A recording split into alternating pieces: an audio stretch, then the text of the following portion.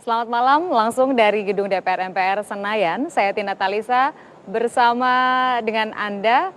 Dan malam hari ini kita di Talk to iNews mengajak Anda untuk memberikan komentar, pendapat, tanggapan melalui iNewsTVMobile.com untuk topik yang relevan kita bicarakan malam hari ini. Kenapa kami ada di DPR? Berkaitan dengan dinamika politik yang terjadi di Mahkamah Kehormatan Dewan Perwakilan Rakyat atau MKD. Ada dua tamu nanti bersama dengan saya. Tetapi sebelum kita bicara soal MKD, kami ajak Anda untuk menyimak beberapa peristiwa yang terjadi pada hari ini yang juga patut sama-sama kita cermati. Yang pertama adalah terkait dengan kasus hukum mantan Sekretaris Jenderal Partai Nasdem Patrice Rio Capella yang hari ini Jaksa Penuntut Umum mengajukan tuntutannya adalah hukuman 2 tahun penjara, denda 50 juta rupiah, subsidiar 1 bulan kurungan. Ini berkaitan dengan apa yang dituduhkan, didakwakan kepada Patrice Rio Capella, yaitu menerima uang suap 200 juta rupiah terkait penanganan kasus bantuan sosial pemerintah Provinsi Sumatera Utara.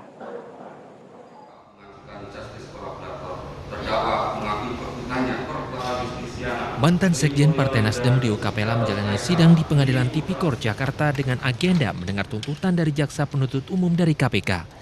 JPU dari KPK menuntut Rio dengan hukuman 2 tahun penjara dan denda 50 juta rupiah subsidiar 1 bulan kurungan karena Rio Capella terbukti menerima uang 200 juta rupiah dari Gubernur Sumatera Utara nonaktif Gatot Pujo dan istrinya Evi Susanti. JPU menilai hal yang memberatkan bagi Rio Capella karena ia menerima gratifikasi karena posisinya sebagai penyelenggara negara atau anggota Komisi Hukum DPR. Sementara sejumlah hal yang meringankan, Rio Capella mengakui perbuatannya dan bersikap kooperatif selama menjalani persidangan.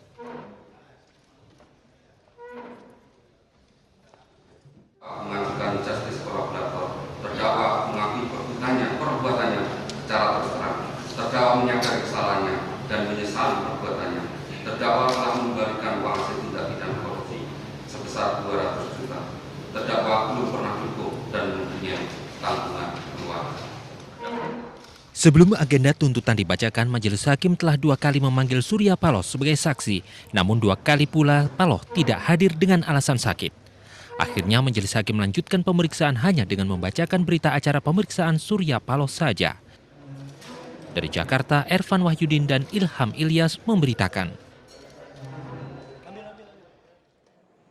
Pemirsa, Menteri Energi dan Sumber Daya Mineral Sudirman Said sudah dipanggil oleh Mahkamah Kehormatan Dewan dan sudah juga dimintai klarifikasi, konfirmasi mengenai rekaman pembicaraan. Nah, hari ini Sudirman Said memenuhi panggilan Kejaksaan Agung dan berkaitan dengan kisruh perpanjangan kontrak PT Freeport Indonesia.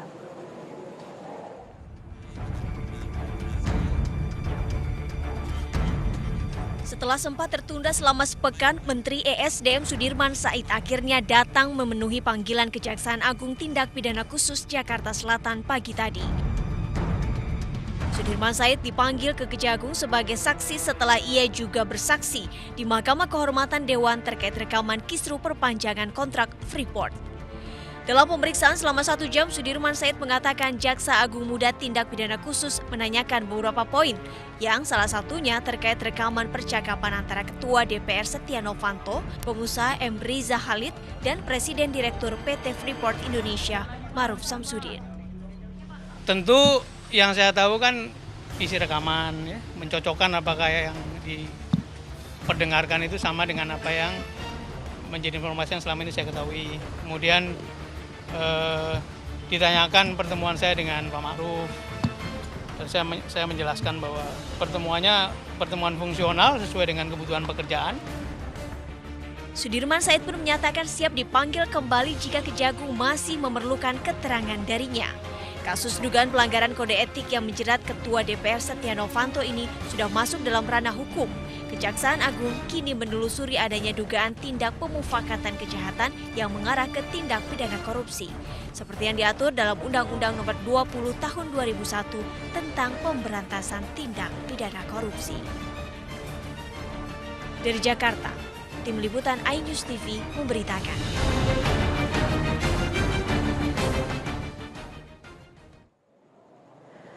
Rekaman percakapan antara Ketua DPR Setia Novanto, pengusaha M. Riza Khalid, dan Direktur Utama PT Freeport Indonesia, Ma'ruf Syamsuddin, ini masih diselidiki oleh Kejaksaan Agung. Tetapi Kepala Pusat Penerangan Hukum atau Kapus Penkum Kejaksaan Agung menilai bahwa ada dugaan pemufakatan yang dinilai bisa merugikan kepentingan negara. Ini kan di depan mata kita semua. Dan kita mencermati, ini ada indikasi yang pekat gitu ya, pekat yang merugikan atau pekat terkait dengan korupsi. Nah, kita ingin membangun dengan mufakat aja gitu ya. Kita bisa tindak, kita bisa. Tapi ini masih. Kami ajak Anda untuk melihat informasi atau peristiwa mengapa kami ada di sini, mengapa Talk to iNews malam hari ini bersiaran di sini. Karena ada peristiwa penting yang dinanti-nanti oleh para pewarta sejak pagi hari tadi, yaitu soal ditunggu-tunggunya kehadiran Ketua DPR Setia Novanto dalam sidang Mahkamah Kehormatan Dewan atau MKD. Sidang dipimpin oleh pimpinan dari Golkar, Kahar Muzakir, digelar secara tertutup. Kedatangan Setia Novanto ke ruang sidang MKD siang tadi dikawal ketat dan betul-betul mencuri perhatian media dan kemudian disampaikan kepada Anda. Saya yakin Anda sedari pagi sudah tahu juga soal peristiwa ini. Kedatangan Setia Novanto pun sempat tidak diketahui para pewarta, teman-teman media yang sudah menunggu kehadirannya karena ternyata Ketua DPR ini masuk melalui pintu samping dan langsung bergerak masuk ke ruang sidang, sementara pihak dari TV Parlemen yang biasanya meliput jalannya sidang untuk disiarkan di TV swasta lain juga tidak diizinkan untuk masuk.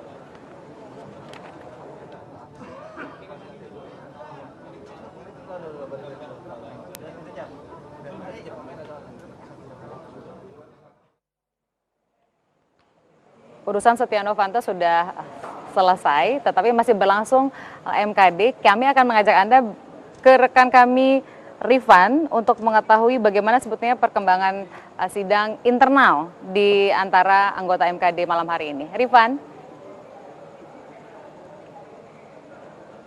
Baik Tina dan juga pemirsa, untuk bisa kami kabarkan bahwa sidang pelanggaran kode etik yang diduga adalah Setia Novanto terkait dengan pencatutan nama Presiden dan Wakil Presiden yang dilangsungkan oleh Mahkamah Kehormatan Dewan, saat ini sidang telah ditutup. Tadi kami sempat melihat ada Ketua DPR yaitu Setia Novanto meninggalkan ruang sidang sekitar pukul jam 6:30 petang tadi tanpa memberikan keterangan lebih lanjut apa isi persidangan terkait membahas pencatutan nama Presiden dan Wakil Presiden. Memang di dalam sidang tadi sempat ada perbedaan pendapat. Kami dapat informasi dari salah satu anggota MKD itu Junimat Ginsang menginformasikan bahwa ada perbedaan pendapat terkait dengan terbukanya atau tertutupnya. Pasalnya Setia Novanto meminta kepada anggota sidang untuk ditutup dikarenakan ada hal-hal yang tidak harus dipublis kepada masyarakat atau kepada hal lainnya, maka justru anggota Mahkamah Kehormatan Dewan harus mengetok palu dan sedangkan sidang harus dilakukan secara tertutup. Dan sempat memang ada poin-poin yaitu di mana Setia Novanto membantah adanya pencatutan nama Presiden dan Wakil Presiden terkait dengan lobby-lobby perpanjangan kontrak PT Freeport. Dan sampai saat ini anggota Mahkamah Kehormatan Dewan masih melakukan sidang pleno kedua. Ini bertujuan untuk membahas apakah ada undangan saksi-saksi berikutnya yang terlibat dalam kasus pencatutan nama Presiden dan Wakil Presiden dalam kontrak PT Freeport. Demikian Tina yang bisa saya lakukan langsung dari ruang sidang Mahkamah Kehormatan Dewan. Saya kembalikan ke studio. Tina.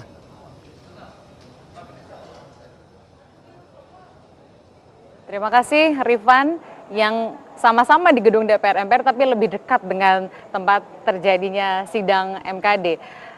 Kalau kita selama ini sejak peristiwa pelaporan oleh Menteri Energi dan Sumber Daya Mineral Sudirman Said ke MKD, kemudian drama MKD kita saksikan, belum ada satu pernyataan pun dari Presiden dan malam hari ini Presiden Jokowi memberikan pernyataannya, sebetulnya mengomentari soal persiapan pilkada, tapi kemudian juga mengomentari soal apa yang kita saksikan selama setidaknya dalam 2 pekan ini. Berikut ini adalah pernyataan Presiden Jokowi. Saya nggak apa-apa katakan presiden gila, presiden syarat, presiden kobah, nggak apa-apa.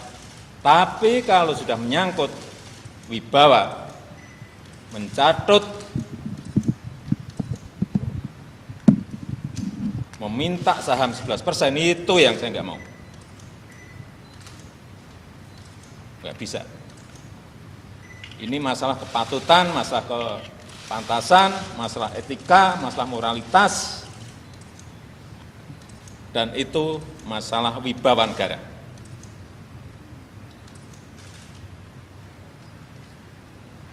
Ya, cukup. Pilkada, Pak. 3 orang tamu bersama saya dari yang paling ujung, Bang Ruhut Sitompul, fraksi Partai Demokrat, Komisi 3, Bang Firman Wijaya, kuasa hukum Pak Setia Novanto yang pekan lalu sudah kita undang juga di Talk to iNews, Mas Adi Masardi, koordinator Gerakan Indonesia Bersih. Saya sebelum ke kasusnya pengen nanya dulu tentang pernyataan Presiden malam hari ini. Ini kurang lebih berhubungan dengan MKD-nya, pernyataan Presiden kalau boleh diulang. Proses yang berjalan di MKD harus kita hormati, tapi tidak boleh yang namanya lembaga negara itu dipermainkan. Lembaga negara bisa presiden, lembaga negara yang lain-lain. Saya nggak apa-apa dibilang presiden syarat, gila, tapi kalau sudah menyangkut wibawa, tapi kalau mencatut, meminta saham 11%, nggak mau, nggak bisa. Ini masalah moralitas dan wibawa negara. Cukup. Bang Ruhut dulu. Jadi saya terima kasih Presiden ke-7 kita Pak Jokowi. Semua presiden jadi karena kehendak Tuhan. Jadi rekaman itu jelas sudah didengar oleh Bapak Presiden kita. Ini warning bagi Kejaksaan Agung yang sudah menjemput bola, sudah kejar kaitan dengan kasus Papa minta saham. Jadi jangan main-main. Tolong Pak Prasetyo dan semua jajarannya jemput bola. Saya anggota DPR karena MKD apa yang terjadi tadi sangat-sangat memalukan. Saya yang bicara Ruhut Poltak Sitompul, anggota DPR dari fraksi Partai Demokrat Komisi 3. Kenapa? Buktinya di sebelah saya sudah ada lawyer daripada Setia Novanto. Apa perlunya lawyer di MKD? MKD itu bicara masalah etika, bukan masalah hukum. Jelas, terang benderang, Novanto sudah melanggar etika. Kalau masalah hukumnya, biarlah nanti urusan Kejaksaan Agung. Dan kita terima kasih, KPK juga sudah bekerja, membantu. Begitu juga Bapak Kapolri. Paling tidak beliau sudah mengatakan pidananya, penipuan, dan lain sebagainya. Baik, jadi sudah tepat Pak Jokowi, mantap Pak Jokowi. Saya mau ke Bang Firman. Bang Firman, ini Bang Ruhut justru malah mempertanyakan kenapa Anda harus bantu Pak Setia Novanto dalam urusan MKD yang urusan etik yang nggak perlu lawyer gitu ya Bang Ruhut ya? Iya. Bang Firman. Saya rasa ya mungkin Bang Ruhut bisa menjawab sendiri kalau soal itu ya. Sebenarnya kan beliau kan masih bagaimanapun politisi juga pernah lawyer dan masih lawyer kan Bang sampai sekarang. Saya rasa dimanapun ruang setiap orang berhak mencari keadilan dan itu tugas profesi untuk memastikan keadilan itu ada di setiap tempat, di setiap ruang. Saya minta Anda dulu itu Miranda Rules, ya, yes. saya katakan prinsip Miranda Rules itu berlaku secara universal.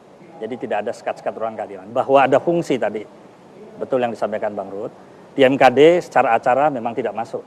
Saya tahu betul itu. Makanya saya tidak berfungsi. Tapi di dalam hal orang meminta bantuan, konsultasi, pandangan, pendapat hukum, itu hak. Jadi yang buatin pembelaan itu siapa? Bang Firman? Ya kita diskusi, berkonsultasi. Pak Setia itu kan orang yang punya pengalaman politik, ya kan. Paling dia hanya punya minta pandangan-pandangan dari sisi hukum. Karena bagaimana itu MKD itu kan diatur oleh undang-undang. Ada tatip, ada undang-undang. Beliau tanya bagaimana hubungan tatip dengan undang-undang, saya jelaskan. Hierarki perundang-undangan itu bagaimana. Ya peraturan yang lebih rendah harus tunduk pada peraturan lebih tinggi. Peraturan lebih tinggi menjadi inspirasi peraturan di bawahnya. Kira-kira itu. Pada poin yang saya tangkap dari Bang Ruhut bilang memalukan yang terjadi di MKD. Dan ini terus Ya. terang membuat kita semua terkaget-kaget, punya harapan bahwa terbuka ternyata tertutup. Lalu sinyalemen bahwa ada lobby-lobby politik di sana sehingga terjadi tertutup, kemudian berlangsung singkat, padat, dan ceria ini membuat kita menjadi, oh oke, sampai di sini kah ternyata drama MKD? Ya itu kan ada persepsi politik, ada turbulensi politik, itu kan wajar di wilayah-wilayah politik karena lembaga ini kan lembaga politik ya. Tapi bagaimanapun kan di sana ada instrumen-instrumen, ada aturan-aturan yang dipatuhi. Misalnya tadi tentang aturan yang mengatur bagaimana sifat hukum acaranya. Bisa terbuka, bisa tertutup. Prinsipnya memang undang-undangnya mengatakan tertutup. Ya, dalam hal-hal tertentu dikecualikan itu bersifat terbuka. Nah, Bang Firman, bagaimana keputusan itu terbuka tertutup? Saya rasa itu kan memang otoritas MKD untuk menilai. Itu internal dinamika yang terjadi di MKD ya. Itu kita serahkan kepada masyarakat dan MKD lah yang punya otoritas. Kami kan hanya sekedar memberikan rujukan-rujukan aturan yang mendasari MKD itu bekerja. Kalau Firman ini lawyernya, jadi maju tak gentar membela yang bayar. Ya. Kalau saya anggota DPR, yang saya bela lembaga saya DPR, dan kami ada 560. Kalau ada yang aneh-aneh itu cuma berapa sih? Tapi akhirnya kami jadi tercemar. Rakyat sekarang marah, apa kami nggak sedih? Itu aja kok. Bang gini, dalam penjelasannya Bang Ruhut disampaikan bahwa Pak Setia Novanto itu melihat legal standingnya, pijakan hukum yang tidak berdasar. Kenapa Sudirman Said melaporkan sebagai menteri, padahal yang bisa melaporkan itu harus masyarakat lah, tidak menempatkan sebagai menteri. Kemudian soal rekaman ilegal. Yang ketiga berharap yang mulia MKD menyatakan Setia Novanto tidak bersalah. Tanggapan Abang? Ya tanggapan saya lucu karena itu saya rasa nih Pak Presiden kita di istana banyak piara kodok loh. Kodoknya kalau tahu ini kurasa ketawa termehek-mehek. Ya, ngomong legal standing saya udah jelas mengatakan MKD masalah etik. Belum lagi dikaitkan dengan ulus tetis, satu orang saksi bukan saksi. Nggak ada urusannya. Ya, tapi fungsi kami 3. Legislasi, budgeting, dan pengawasan. Udah, dia ketua DPR. Ikut cawe-cawe kaitan Freeport. Itu tapi udah dibantah semua, Bang. Awalnya dia tidak bantah. Tapi setelah ketemu lawyer-lawyer pintar ini, termasuk ada B44 tuh, lawyer yang mobilnya hitam. Bukan hanya dia nih, ada satu yang main-main kiri kanan. Ya. Tegas saya katakan, kami udah tahu semua kok. Akhirnya dia udah mulai pintar. Tapi apa dikatakan? Ludah. Jangan menelan ludah yang sudah diludahi. Sekarang udah mulai bilang nggak ada. Awalnya dia bilang ada pertemuan itu. Adanya pertemuan itu dia melanggar etika. Dia harus lengser. Saya ke Mas Adi. Mas Adi. Tapi saya jelasin dulu ya. Artinya kan pendapat Bang Ruhut boleh dalam konteks melihat ini dari luar. Tapi kan tentu orang yang mengalami sendiri. Pihak teradu ini tentu punya standing juga untuk menjelaskan posisinya. Bahwa apa yang dikatakan mencatut nama presiden, kemudian meminta saham, itu memang faktual, ekspresi verbis nggak ada Bang. Secara letterlek itu. Kan tentu soal hukum, kan sama-sama Bang sama saya juga banyak diskusi sama Bang Ruhut. Kalau soal hukum ya ekspresi verbis, apa yang lihat, apa yang dikatakan, sesuatu yang sudah tertulis jelas dan terang nyata, itu tidak perlu ditafsirkan lagi. Nah inilah yang sebenarnya yang disampaikan oleh Pak Setia Novanto. Beliau pada prinsipnya terbuka terhadap segala hal informasi yang disampaikan. Tapi persoalannya, beliau terhalang kepada prinsip-prinsip MKD sendiri. Makanya MKD kemudian memutuskan. Ya, ini otoritas MKD kok, memutuskan apakah terbuka atau tertutup. Saya mau tanya, perasaan Pak Setia Novanto itu lebih kepada terzalimi, merasa tersudutkan, atau merasa terbuka yang sebenarnya? Ya, saya rasa, saya sering mengatakan misleading information itu kan tentu harus juga ada yang bertanggung jawab. Berarti siapa? Media yang salah? Tidak, beliau tidak pernah menyalahkan media atau siapa, tapi beliau mengemukakan argumen-argumen sebenarnya bahwa persoalan legal standing yang dia pahami setelah membaca, berkonsultasi dengan kami, wah tidak ada. Kayaknya kalau kita bicara legal standing itu nggak selesai kalau ketemu Bang Ruhut dan lain-lain nggak pernah ketemu. Tapi saya perlu selesaikan masalah esensinya, bahwa pada hari ini beliau sudah memberikan penjelasan yang clear, yang terbuka, open bar van head di depan mahkamah.